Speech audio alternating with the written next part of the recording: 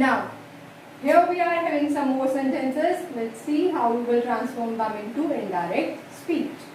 So the first sentence we have is, the teacher said, let the boys clean the room. Now here it is an order. So we will be using asked for this purpose. We will say the teacher asked the boys. We are having the boys, so we will use it. And starting now, the teacher asked the boys to clean. Now here you will not use the conjunction that, and you will be using to infinitive, and here we have the verb clean. So we will write to clean. The teacher asked the boys to clean the room. I hope it is clear. Coming on to the next sentence we have, the principal said to the peon, let the students come in. Now here it is an order for the peon. So we can say the principal ordered the peon to allow the students come in. I hope it is clear. Here we will be using to allow, because he is asking the peon that those who are coming in, let them come in, means allow them to come in. So we will be using to allow and not the conjunction that. Coming on to the third sentence we have, let there be no further action. Now whenever you will get the word let there be, you have to use the word urged or begged. He is asking them, he is requesting them. Instead we can say he is begging them that it's enough, now don't do anything else. So in that case we will be saying the leader urged or begged that there should be no further action. That there should be no further action. Rest will be the same. Coming on to the next sentence we have, the boy said, let me take rest. Now this sentence is expressing wish on part of the boy. So here we will use the word, the boy wished that he should take rest. The boy wished that he should take rest. I'll write it above. It is expressing wish.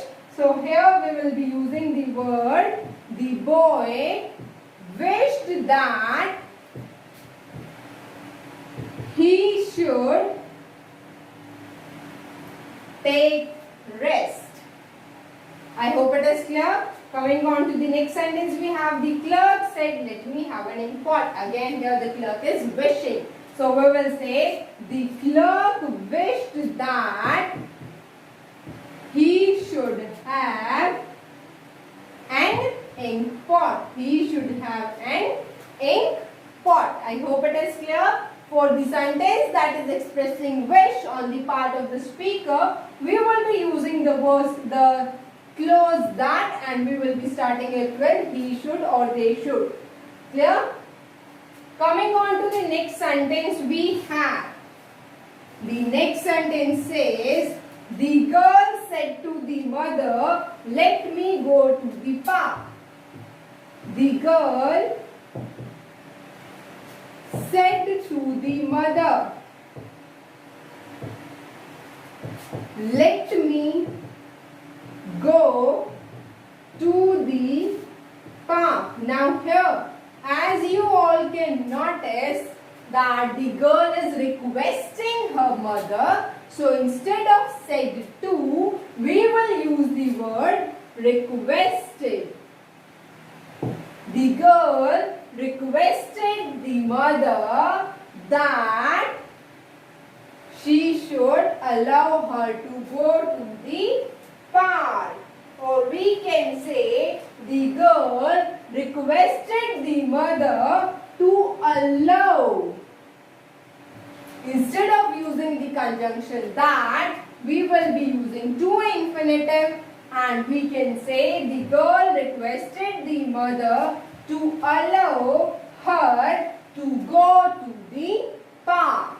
To allow her to go to the park. The girl requested her mother, or the girl requested the mother to allow her to go to the park.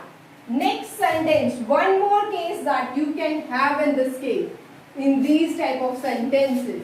These were all when someone who is requesting, or if someone is ordering, that person is having that authority.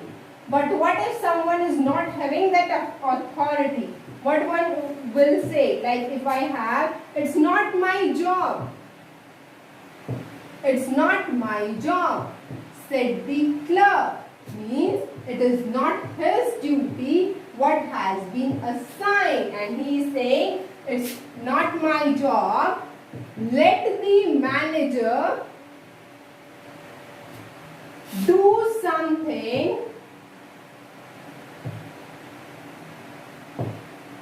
about it. Like if something is said and we are saying that whatever we will say, whatever we will request, whatever we will complain for, to whom we will complain or request, to the person who is above us, to the person who is one level above us, because we can't reach the higher authority directly, we have to go step by step. So above the clerk there is the manager.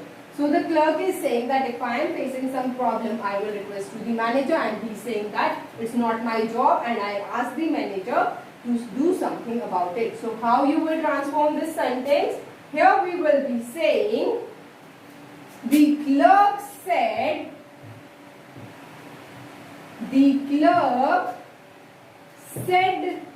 or the clerk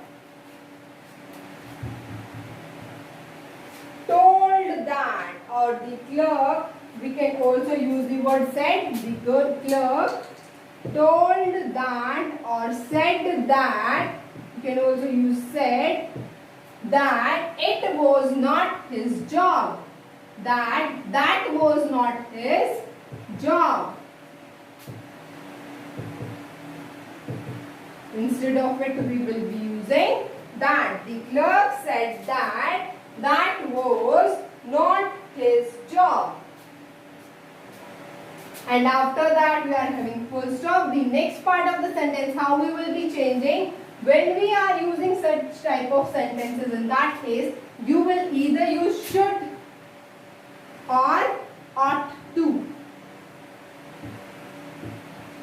When the person is not having that authority, when the person is not having that authority, or he is not to be doing that job, because it is not his duty to do that, in that case you will be using should or ought to.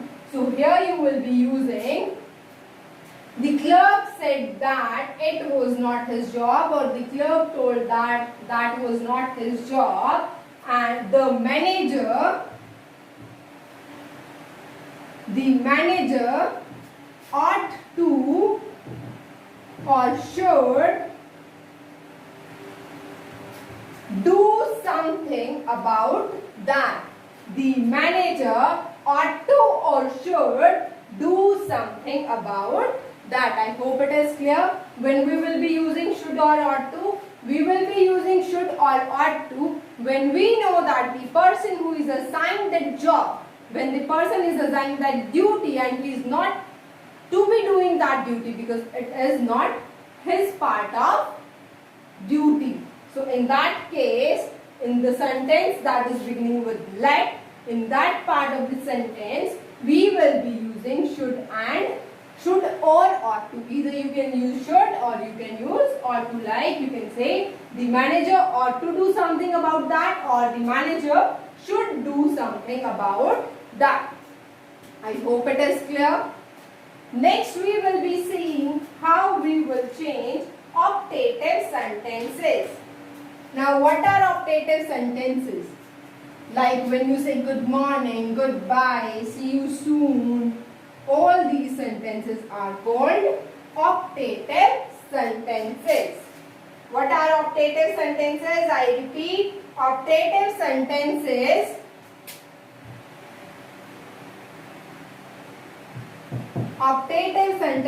will, when you are wishing something, when you are praying for something, when you are bidding someone farewell. Yeah, these type of sentences are called optative sentences. So let's have some.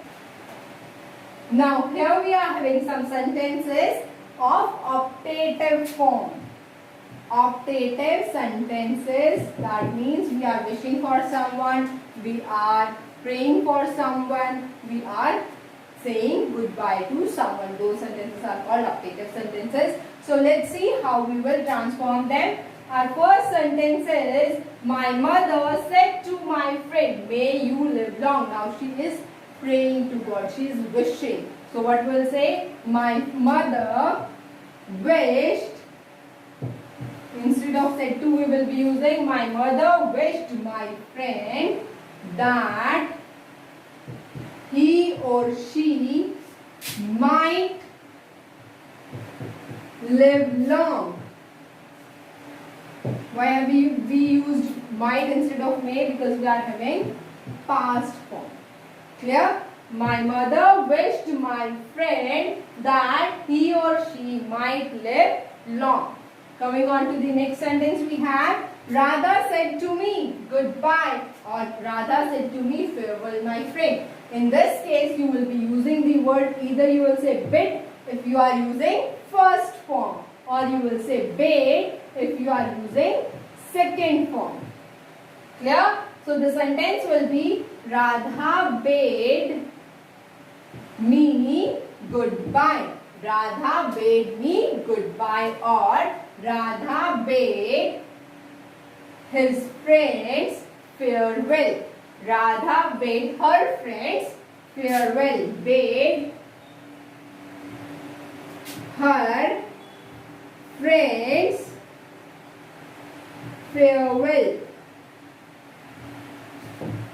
I hope it is clear. I'll repeat this for you. If you are saying goodbye to someone, when you are leaving, when you are wishing, then you are saying that farewell my friends or goodbye. In that case, you will say Radha bade me goodbye, or Radha bade her friends farewell. You will interchange the two. Clear?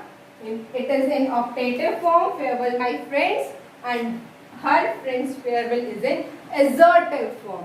So each sentence that is in imperative form, optative form, exclamatory form, or in interrogative form, you have to transform each sentence into assertive form. I hope it is clear. Coming on to the next sentence, we have, he said to Sita, may God bless you. Again it is wishing. So we'll say, he wished Sita that God might bless her. That God might bless her. I hope it is clear. Coming on to next sentence, we have, she said, good morning sir. Now we are wishing. So we'll say, she wished the sir good morning, or she wished sir good morning. She wished sir good morning. And if you are getting here only the teacher word, she said to the teacher good evening, then you will say she wished the teacher good evening. I hope it is clear. Everyone is clear with optative sentences and imperative sentences.